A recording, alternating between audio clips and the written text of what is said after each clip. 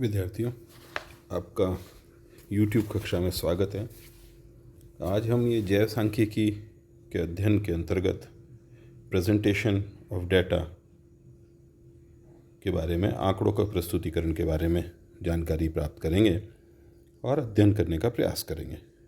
विगत कक्षाओं में हमने आंकड़ों का किस प्रकार सरलीकरण किया जाता है, किस प्रकार संगठन किया जाता है, किस तरह प्रेजेंटेबल बनाया जाता है, किस तरह उन्हें छोटा किया जाता है, कितने प्रकार के आंकड़े हो सकते हैं, कैसे कैसे आंकड़ों का क्या क्या संबंध है, ये देखा था। इस आज के हमारी बातचीत के दौरान हमें जानने का प्रयास करेंगे कि हम इसका प्रेजेंटेशन यानी प्रस्तुतिकरण किस प्रकार कर सकते हैं। निश्चित रूप से प्रस्तुतिकरण सुंदर होना चाहिए, समझदार वाला होना चाहिए, समझ में आए ऐसा होना चाहिए, यानी अभिव्यक्ति अच्छी होनी चाहिए। साथ ही साथ कुछ निष्कर्षात्मक हो।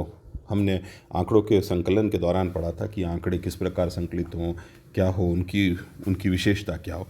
उनकी एक विशेषता के अंतर्गत ये भी है कि वो उनसे कोई निष्कर्ष निकलता हो, तो वो बात अलग। लेकिन आज हम जो बात करने जा रहे हैं वो मुख्यतः प्रमुखतः या मेजर या बड़े रूप में, मोटे रूप में टैब्यूलेशन ऑफ डाटा, आंकड़ों का सारणीयन कि टैब्यूलेशन कैसे करें, कैसे उन टेबल्स बनाएं, उन टेबल्स को कैसे प्रेजेंट करें और कागज़ पे या किसी प्रदर्शन पे या प्रस्तुतिकरण किस प्रकार हो।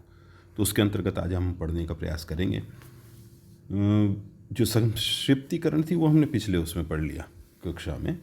और ये टैब्यूलेशन यानी सारणीयन, आरेख यानी डायग्राम्स और आलेख यानी ग्राफ्स पे कैसे प्रस्तुत कर सकते हैं आंकड़ों को।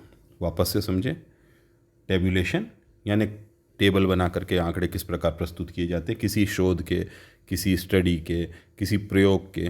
हम कक्षाओं के अंदर प्रयोग करते हैं, केमिस्ट्री का प्रयोग करते हैं तो हम सारणी बनाते हैं और उसमें अपने आंकड़े लिखते हैं कि हमने कौन सा टेस्ट किया और टेस्ट में क्या निकला, कितने ग्राम निकला, कितने मिलीग्राम निकला, कितनी बार किया, वो सब हम सामने टेबल के रूप में, उसे टैब्यूलेशन कहते हैं, टेबल बनाना कहते हैं। एक तरफ नाम लिखा हो, सामने आंकड़े लिखे हो, आंकड़ों पे स्पष्ट रूप से लिखा हो कि ग्राम में है, मिलीग्राम में है, सेंटीमीटर में है, मीटर में है, किलोमीटर में, यानी यूनिट्स भी क्लियर हो। एक ही प्रकार के आंकड़े संकलित किए जाते हैं। ऐसा नहीं हो सकता कि मीटर के साथ किलोग्राम भी आपने उसी में लिख दिया, सेंटीमीटर के साथ किलोमीटर भी लिख दिया। अर्थात एक ही यूनिट, एक ही इकाई में होने चाहिए। ये तो अभी बात कर लेंगे। आरेख, जहाँ तक डायग्राम का सवाल है, ये बनाए जाते हैं आंखों को सुंदर लगे, एक बार देखते ही आंकड़ों के बारे में समझ में आ जाए, एक बार देखते ही आंकड़ों का विभेदन समझ में आ जाए, क्या कहना चाह रहे हैं। किसी की लंबाई प्रदर्शित की गई हो, किसी की वज़न प्रदर्शित किए गए हों, कोई भागों के रूप में प्रदर्शित किया गया हो, कोई परसेंटेज के रूप में प्रदर्शित किया होगा, उन्हें डायग्राम्स के रूप में प्रदर्शित किया था। आलेख, ग्राफ्स, ग्राफों का प्रयोग करते हुए, ग्राफिकल रिप्रेजेंटेशन जिसको कहते हैं, ग्राफ का प्रयोग करते हुए हमारी फिजिक्स की कक्षाओं के दौरान और आपने जो ग्राफ इस्तेमाल किए होंगे, उन ग्राफ के ऊपर, चूँकि वो निश्चित माप और निश्चित निशान वाले होते हैं, तो उनके ऊपर किसी प्रकार का प्रदर्शन या प्रस्तुतिकरण। तो आइए इनके बारे में हम जानकारी लेते हैं और समझने का प्रयास करते हैं कि कैसे हम ये कर सकते हैं। तो ये सरल है, सुंदर है, स्पष्ट है और आसानी से, जिसे कहने क्विक रेफरेंस के लिए, रेडी रेफरेंस के लिए बड़ी अच्छी चीज़ होती है। इस चित्र तरह से या ग्राफिकल या विजुअल जब से कंप्यूटर पे होने लगा है, तब से और अच्छी तरीके से रंगीन, लाइव, कई तरह के डायमेंशंस वाले इस तरह के ग्राफ्स बनने लगे हैं, जो कि कागज़ पे पॉसिबल नहीं हुआ करते थे। तो टैब्यूलेशन का अपना एक अलग स्टाइल हो गया। कुछ फ्लाइंग बनाने लग गए, कोई कई तरह के कंप्यूटर पे कार्य होते हैं। नई पीढ़ी के बच्चे बहुत इसमें एक्सपर्ट हैं। खैर, वापस से अपने मुद्दे पे आते हैं और अपने उस पे आते हैं। तो टैब्यूलेशन ऑफ डाटा या आंकड़ों का सारणीयन किस प्रकार हो सकता है, कितने प्रकार का होता है, उसकी बात करते हैं। आंकड़ों को सारणीयन यानी बनाने के लिए, मैं यहाँ पे लिखा नहीं मैंने, आप नोट कर लें कि पंक्तियाँ अर्थात रो, जो आड़ी कॉपी में लाइन बनी होती है उसे रो कहते हैं, उन्हें पंक्ति कहते हैं। या स्तंभ, कॉलम्स, मैंने अभी अभी थोड़ी देर पहले आपसे कहा था कि हमने केमिस्ट्री का प्रैक्टिकल किया और हमने जो उसके आंकड़े आए, जो नाप आया, जो माप आया, जो चीज़ हमने करा, वो हम एक रो बना लेते हैं और उस रो में लिखते हैं। सपोज़ आपने पहला वेट लिया तो उसका समय लिखते हैं और उसके आगे कितना वज़न आया वो लिखते हैं। दूसरा 15 मिनट बाद लिया तो उसका टाइम लिखते हैं और ये रो और कॉलम में विभक्त कर देते हैं हम इसको। तो इसकी सारणी बनाना इस प्रकार, रो और कॉलम यानी कि पंक्ति और स्तंभों की सारणी बनाना, इसे सारणीकरण कहते हैं, सारणीयन कहते हैं। इस प्रकार सारणी खींची जाए कि पृष्ठ के अंदर लंबी खड़ी लाइनों से तो आप उसके कॉलम बना दे, जैसा कि नाम बता रहा, कॉलम मीन्स स्तंभ, घर में लगे कॉलम या स्तंभ को लगे होते हैं स्तंभ, और आड़ा रो मीन्स जैसे हम कक्षा के अंदर रो में बैठते हैं उस तरह के पंक्ति। खैर, तो क्या क्या ध्यान रखना है हमें इस बातों में? तो सारणी बनाते वक्त कुछ बातों का बहुत ध्यान रखना जरूरी है कि बड़ी तो ये कि ये ज़्यादा बड़ी नहीं हो, है ना, आकर्षक हो, और इसमें से कोई निष्कर्ष निकलता हो। ऐसा नहीं हो कि अनशंट हो, बिल्कुल कोई डिफाइनेशन नहीं हो। तो सारणी का सबसे इम्पोर्टेंट तो है सारणी का शीर्षक होना चाहिए। कोई भी सारणी बनाए उसका शीर्षक हो, जैसे कक्षा के अंदर छात्रों का माप, छात्रों का वजन, कक्षा में 9वीं कक्षा के छात्रों की उपस्थिति, तो स्पष्ट हो जाएगा। बीएससी की कक्षा प्रथम भाग की या तृतीय भाग के बच्चों की आज की उपस्थिति, तो दिनांक स्पष्ट होगा और उसके नीचे वो कॉलम वाइज लिखा होगा। तो सारणी के ऊपर स्पष्ट लिखा होना चाहिए, क्लियर होना चाहिए, नज़र आना चाहिए, और उससे एक बार में देखते ही समझ में आना चाहिए भाई क्या प्रदर्शित किया जा रहा है। तो स्तंभ और पंक्तियाँ वेल डिफाइंड हो, रो वेल डिफाइंड हो, और कॉलम, और उन कॉलम और रो के ऊपर भी हेडिंग लिखी हो क्लियर कट, कि वज़न है तो वज़न लिखा हो, वज़न अगर केजी में तो केजी में लिखा हो, हाइट सेंटीमीटर में तो सेंटीमीटर में, मीटर में तो मीटर में, मिलीग्राम में तो मिलीग्राम में, जो भी चीज़ें स्पष्ट हो वहीं ऊपर ही इकाई लिखी हो। तो प्रत्येक स्तंभ की उपशीर्षक में इकाई लिखी हो, स्पष्ट रूप से लिखी हो। स्तंभ की पंक्तियों में योगफल के लिए स्थान हो। हाँ, एक सबसे प्रमुख बात है कि योग कर सकने की स्थान हो, यानी रो का भी योग करना हो तो वो भी, रो मीन्स पंक्ति का, और स्तंभ का करना हो तो वो भी स्पष्ट हो। और कोई अगर विशेष सूचना हो टिप्पणी के रूप में तो वो भी उसमें दी जाती है। ये इतनी बात से सारणीयन की बात आपके समझ में आ गई होगी। मैं आगे अभी उदाहरण दे करके और चित्र सहित इसको समझाने का प्रयास करूँगा इस कक्षा के बाद, अथवा बीच में जब भी समय मिलेगा। अभी बता के ही दे देता हूँ इसमें, देखिए।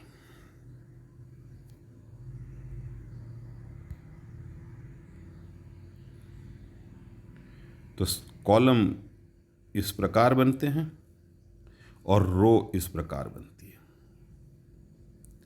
ये रो है और ये कॉलम है। मैंने सी से रिप्रेजेंट किया कॉलम को और रो को आर से रिप्रेजेंट किया इस प्रकार। तो सुंदर अभिव्यक्ति के अंदर, ये तो मैंने रफ डायग्राम या रफ आपके मोबाइल पे खींचते हुए ही मैं समझा रहा हूँ, अन्यथा कक्षा के अंदर इसे बोर्ड पे अथवा कागज़ के ऊपर स्पष्ट रूप से समझाया जा सकता था। ऊपर हेडिंग हो, जैसे मैंने टेबुलेशन ऑफ डाटा आपको नज़र आ रहा है, इस प्रकार का हो, इस प्रकार क्लियर कट रिप्रेजेंटेशन होता है तो बड़ी आसानी से समझ में आ सकता है। नीचे टोटल करने का स्थान हो, यहाँ पर टोटल हो सके, यहाँ टोटल हो सके, अगर टोटल कर सकना है आपने तो यहाँ स्पष्ट लिखा हो कुल, ग्रैंड टोटल, सब टोटल, जो जो चीज़ लिखनी हो। तो इस प्रकार के टेबुलेशन इस प्रकार से टेबुलेट कर सकते हैं आप। इसमें आंकड़े लिख सकते हैं, आंकड़ों का टोटल कर सकते हैं, हेडिंग दे सकते हैं, ऊपर शीर्षक दे सकते हैं। ये तो हुई सारणीकरण या सारणीयन के नियम और सारणीयन की बातें। सारणी होती कितनी प्रकार की है? तो जैव सांख्यिकी यानी बायोलॉजिकल फैक्ट्स हैं, और बहुत सारे फैक्ट्स हैं जिनको हम इस पर रिकॉर्ड कर सकते हैं। तो सिंपल टेबल यानी सरल सारणी, और मिश्रित टेबल यानी कॉम्प्लेक्स या कंपाउंड टेबल। तो सिंपल टेबल के अंदर तो जैसा मैंने ये डायग्राम बनाया बिल्कुल सिंपल होगा कि एक कैरेक्टरिस्टिक को दर्शाने वाले होंगे, कोई एक विशेषता को दर्शाने वाले आंकड़े होंगे, है ना। किसी छात्र कक्षा के अंदर 20 छात्रों की हाइट, लंबाई, उसको लिखना है तो हमने उसको बना लिया था कि भाई हमने किस प्रकार से लिया और किस प्रकार उसको लगाया। क्लास इंटरवल और क्लास वो जो हमने पिछले दौरान बात करी थी, तो उस आंकड़ों को उस क्लास के हिसाब से, इंटरवल के हिसाब से लगा लिया, अन्यथा साधारण तरह से इकट्ठा किया और एक कॉलम और रो के अंदर लगा दिया। रो और कॉलम में कैसे लगाएंगे? आसान है लगाना, कि हमने हाइट की एक एवरेज निकाल ली, यानी एवरेज मीन्स मिनिमम और मैक्सिमम निकाल लिया, फिर उसको क्लास इंटरवल में बांट लिया। पिछली कक्षा में हमने आपसे करा था, अगर आप रिवाइज करेंगे तो आसानी से इस चीज़ को समझ जाएंगे। जो कॉम्प्लेक्स टेबल्स होती है, जो जटिल सारणियाँ होती है, उसमें एक से अधिक यानी 2 और 2 से अधिक विशेषताओं पर दर्शाया जाता है। अगर सारणी में 2 कोऑर्डिनेट्स को दर्शाया जाना है तो सारणी में डबल टेबल कहते हैं। जो सारणी है वो डबल टेबल कहलाती है अगर दो कोऑर्डिनेट्स दर्शा गए। अगर कोऑर्डिनेट के ग्रुप में संख्या 3 हो गई तो ट्रिपल टेबल कहलाती है।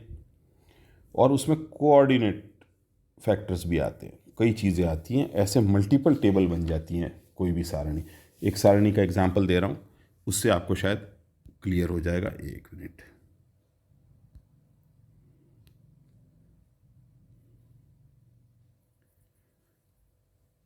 अगर मैंने कोई किसी जानवर का वज़न या किसी जानवर मछलियों की साइज़ या कोई सी चीज़ कलेक्ट करी, उसको मुझे लिखना है तो मैं क्या करूँगा, एक इस प्रकार का वो बनाऊँगा।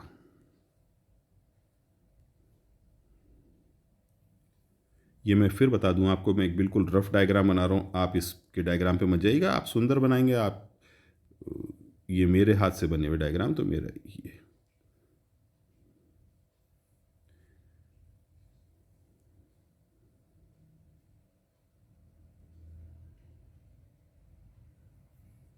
ये लीजिए साहब, हमने एक एग्जाम्पल, एक उदाहरण लिया और इसमें हम आपको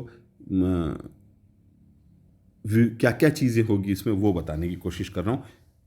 कोशिश करता हूँ कि मैं इस पर आपको एक्सप्लेन कर सकूँ। मैंने यहाँ पर इस वाले में यहाँ पर मछली की लंबाई ली है, या किसी और जानवर की ले लीजिए, ऊंचाई ले लीजिए, किसी का वज़न ले लीजिए। मैंने यहाँ पर मछली की लंबाई, या मैंने किसी भी जानवर की ले ली, मैंने कॉकरोचेस की ले ली, कॉकरोच एकत्रित की अपने क्लास प्रैक्टिकल के लिए, तो मैंने यहाँ पर उनकी साइज़ नाप दी। तो साइज़ ऑफ कॉकरोच आ गया। मैं यहाँ पे जो पूरा नहीं लिख रहा, पूरा आएगा नहीं, इसलिए साइज़ ऑफ कॉकरोच लिख दिया। यहाँ पर मैं उसकी संख्या लिखूंगा, 50 लिए, 100 लिए, 200 लिए, 300 लिए, उनकी संख्या बांटनी है। तो एक क्वांटिटी आ गई है। मैंने फिगर ले लिया, 50 लिए थे तो ये मैंने मेल लिए कि इसमें से मेल 20 थे, फीमेल 30 थी, ये मैंने फीमेल ली। स्पष्ट है ना? ये आंकड़े मैंने अपनी कक्षा में प्रदर्शित किए कि भाई मैंने टिड्डों की साइज़ नापनी थी तो उसकी ये साइज़ है, मेल इतने थे, फीमेल इतने थे, तो मैंने साइज़ नापी कि ये साइज़ रही और इसकी मेल और फीमेल की है। तो टिड्डों की तिलचट्टों की लंबाई और तिलचट्टों की गिनती इस प्रकार से प्रदर्शित की जा सकती है। और भी ज़्यादा कॉम्प्लिकेटेड किया जा सकता है इसको, है ना? हमने इसको बनाने की बनाया कि साहब इसमें एक लाइन और डाल दी, एक हेडिंग और डाल दिया। मेल में भी dead male alive male, dead female alive female, ऐसे कर दिया। निर्जीव सजीव, जिंदा मृत, जिंदा मृत, और बहुत सारी चीज़ों में बांटा सकता है। इस प्रकार ये कई चीज़ें प्रदर्शित करेगा, लंबाई प्रदर्शित करेगा, एज प्रदर्शित करेगा, कभी कभी एज भी प्रदर्शित करी, कोई भी चीज़ प्रदर्शित करे। तो कई तरह के फैक्टर्स आ गए इसके अंदर। तो हमने आपसे जैसे ही पहले कहा था कि इसके अंदर अवयव बढ़ जाएं, इसमें कोऑर्डिनेट्स बढ़ जाएं, इसमें फैक्टर्स बढ़ जाएं, एक से अधिक फैक्टर्स हो, कोऑर्डिनेट्स हो, तो ये इस प्रकार होता है। रिलेशन तो है ही आपस में, सारे ही तिलचट्टे की बात कर रहे हैं, उसी की साइज़ की बात कर रहे हैं, उसी की क्वांटिटी की बात कर रहे हैं, 50 तिलचट्टों का आंकड़ा दे रहे हैं, तो ऐसा तो होगा नहीं कि मृत 20 और जिंदा 40। ऐसा भी नहीं हो सकता। ऐसा भी नहीं हो सकता कि नर 20 और महिला ये जो फीमेल है वो 40। आंकड़ा सारा सब टोटल सब मिला के 50 के अंतर्गत ही आएगा, 50 ही आएगा। जिंदा मृत भी आए तो भी, तो इस तरह से और ज़्यादा फैक्टरों में बांट कर इसको बांटा जा सकता है। ईजी है समझने के लिए। फिर भी कोई बात हो तो आप मुझे फ़ोन पे या व्हाट्सएप पे संपर्क कर सकते हैं। ये तो सिंपल है, इसमें कोई दिक्कत ही नहीं। अब हम जब इस टेबुलेशन करेंगे इसका, तब थोड़ा सा ध्यान रखना। तो ये मिक्स्ड की बात थी। अब हम इसके बाद जो बात करने जा रहे हैं वो भी इम्पॉर्टेंट है, और उसके साथ साथ किस प्रकार इन आंकड़ों को टेबुलेट किया जा सकता है, ये हम बात करने जा रहे हैं।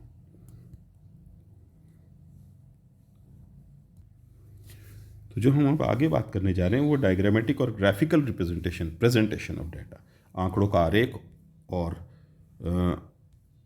आंकड़ों का आरेख तथा आलेख द्वारा निरूपण, किस तरह हम इनको प्रेजेंट कर सकते हैं। आंकड़े हमारे पास आ गए तो हम इसको टेबुलेट कर लिया, आपने टेबुलेटेड है आपके पास, तो अब हम इसे डायग्राम में या ग्राफ में और कैसे प्रेजेंट कर सकते हैं। टेबुलेशन की तो बात हो ही गई, अब हम डायग्राम की बात करते हैं। डायग्राम को आरेख कहते हैं, तो इसलिए यहाँ स्पष्ट है कि आंकड़ों का आरेख तथा आलेख द्वारा निरूपण दोनों एक साथ बताने का प्रयास किया है, क्योंकि ये टाइप करने में दोनों को एक साथ ही टाइप कर दिया। आंकड़ों का आरेख द्वारा प्रदर्शन। आइए, आंकड़ों को किस प्रकार आरेख द्वारा प्रदर्शन किया जा सकता है, पहले ये समझ लें आंकड़ों का आरेख तथा आलेख द्वारा निरूपण किस प्रकार किया जाता है। तो डायग्राम की युक्ति से या की सहायता से या आरेख की सहायता से, यानी आप कागज़ के ऊपर डायग्राम बना लीजिए या कोई ग्राफिकल रिप्रेजेंटेशन कर दीजिए, दोनों ही तरह से किया जा सकता है। और जैव सांख्यिकी के आंकड़ों में ये सरल, स्पष्ट और आकर्षक ढंग से प्रस्तुत किया जा सकता है। किसी की प्रेजेंटेशन, कहीं आपको प्रेजेंटेशन देना है, कक्षा की प्रेजेंटेशन देनी है, आपको कोई बात अपनी बतानी है, कोई आंकड़े प्रस्तुत करने, आपने बहुत सी किताबों में बहुत से डायग्राम्स देखे होंगे, अभी मैं भी फोटोग्राफ डाल दूंगा, तो ये सब के सब उसी से करे जा सकते हैं। कोई कॉलम के द्वारा, कोई रेज के द्वारा, कोई सेक्टर्स बना करके, इस तरह से। ग्राफ पेपर पे तो और आसान हो जाता है, कोऑर्डिनेट्स उसी पे ग्राफ पेपर पे निकल जाते हैं, उसको उसी अनुपात में बड़ा छोटा कर लिया जाता है, ठीक है ना। तो किसी भी डेटा को, किसी भी श्रमिक श्रेणी को विभिन्न विभिन्न प्रकार से आरेखों आरेखों द्वारा प्रदर्शित किया जा सकता है। ये उसके मूल्य पे, उसके परिसर पे, वो कितना फैलाव है उसका, उस पर डिपेंड करता है ना। फिर वही वाली बात है कि सभी प्रकार के आरेख आलेख मापनी के अनुसार बनाए जाते हैं। कोई भी डायग्राम में बिना स्केल के नहीं होगा। स्केल का मतलब है कि आप उसकी मात्रा को, कोई यूनिट को किसी स्केल में लेकर के काम करेंगे। या जैसे अगर आपने कभी मैप देखा होगा तो उसमें मैप पे लिखा रहता है 1 इंच इक्वल टू 5 किलोमीटर या 2 किलोमीटर, उसी के अनुपात में सारा डायग्राम बनाया जाता है, पूरा नक्शा बनाया जाता है। तो ये भी एक तरह का नक्शा ही है। तो इसमें भी हम पहले जो मापेंगे उसको एक निश्चित कर लेंगे उस आंकड़े को, कि यहाँ जो पैमाना है वो 1 centimetre is equal to 1 metre of height, 1 centimetre is equal to 1 kilogram. तो उसी हिसाब से फिर पूरे आंकड़े आप प्रस्तुत कर सकोगे डायग्राम के हिसाब से या ग्राफ के ऊपर। ये पहले ही निश्चित कर लेना पड़ता है। तो निश्चित करें, ऐसी निश्चितता करें कि जो आसानी से बन सके, हमारे आंकड़ों पे प्रदर्शित होती है। जैसे मैं इसका एक छोटा सा उदाहरण देता हूँ कि गलती होने की संभावना का है। हमने सारे बच्चों का माप लिया, किसी कक्षा के बच्चों की ऊंचाई मापी, वो हमने फिट में मापी, फिट इंच में, कि सबसे छोटा लड़का 4 फुट 4 इंच का है और सबसे ऊंचा लड़का 6 फुट 2 इंच का है। और जब हम प्रेजेंटेशन करने लगे, जब हमने अपने ग्राफ पे या अपने उसके डायग्रामेटिक रिप्रेजेंटेशन करना चाहे, किसी भी चीज़ से रिप्रेजेंटेशन किया, और हमने ले लिया एक मापन ले लिया 1 centimetre is equal to 1 foot से लेकर के 6 फुट तक, तो सारे के सारे इसी में आ गए। बहुत मुश्किल हो जाएगा, 1 सेंटीमीटर के अंदर सारा ग्राफ बन के तैयार हो जाएगा और बड़ी भद्दा लगेगा, नज़र भी नहीं आएगा। आपको माइक्रोस्कोप या कोई हैंड लेंस लेकर के उसको देखना पड़ेगा। इमेजिन करिए कि पूरी क्लास की गिनती आपने उस 1 सेंटीमीटर के अंदर प्रदर्शित कर दी। अब आप घबरा गए मेरी बात से, और आपने अगला आरेख या अगला जो प्रेजेंटेशन बनाया उसमें आपने 5 centimetre is equal to 1 metre कर दिया, तो आपके कागज़ से बाहर निकल जाएगा सारा डायग्राम। 4 फुट वाले में सोचो आप, 5 सेंटीमीटर को 4 फुट को प्रदर्शित करने के लिए आपको कितने ज़्यादा सेंटीमीटर की लाइन खींचनी पड़ेगी। तो हमारे पास के कागज़, हमारे पास के प्रदर्शन, हाँ बड़े पोस्टर बनाने हैं, सड़क पे लगाने वाले बड़े पोस्टर बनाने, तो उसमें वो माप बढ़ जाएगा, उसका प्रेजेंटेशन ऊंचा हो जाएगा, उस पर लगे हुए अक्षर बड़े बड़े हो जाएंगे, वो उसी अनुपात में बढ़ेंगे। आपने कई बार देखा होगा जब आप चित्र बनाते हैं, फाइल के रिकॉर्ड के चित्र बनाते हैं, रिकॉर्ड का चित्र बहुत बड़े साइज़ का बन जाता है, आप उसका नाम लिखते हैं बहुत छोटा लिखा जाता है। तो अनुपात होना बहुत ज़रूरी है। तो उसी प्रकार हम जब उसे रंगीन बनाते हैं तो उसमें रंग, शेड्स होना चाहिए। कभी कभी रंगों का प्रयोग हम इसके मापन में भी डालते हैं कि लाल, हरा, नीला, पीला, तो अगर वो कुछ इंगित करता है तो उसके बारे में भी स्पष्ट लिखा होना चाहिए। तो इकाई होनी चाहिए, साइज़ लिखा होना चाहिए, मापन की विधि लिखी होनी चाहिए, मापन किस प्रकार से किया है वो लिखा होना चाहिए, स्पष्ट रूप से लिखा होना चाहिए उस प्रेजेंटेशन के ऊपर।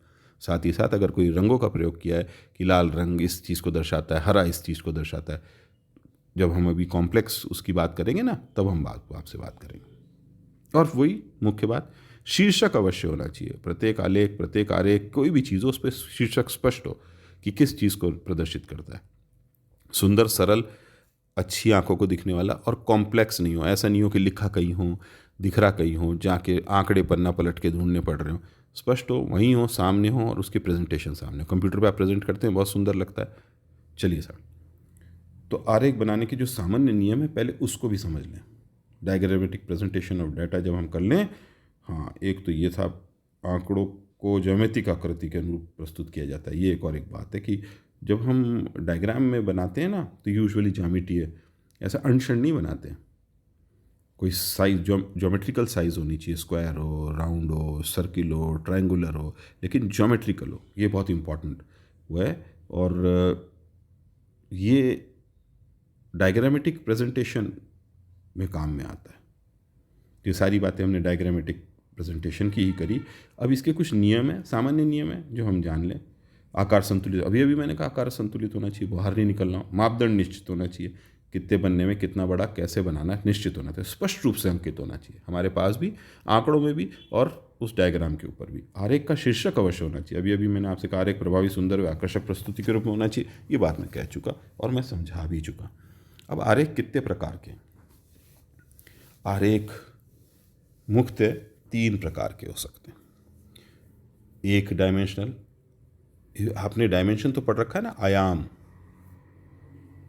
किसी भी चीज़ को देखने के आयाम होते हैं। एक, आप किसी फोटो को देखते हैं, किसी लाइन खींची हुई स्ट्रक्चर को देखते हैं, वो सिंगल डायमेंशनल होता है, उसे 1 डायमेंशन कहते हैं। 2 डायमेंशन में आप डेप्थ भी दर्शा सकते हैं, 2 डायमेंशन।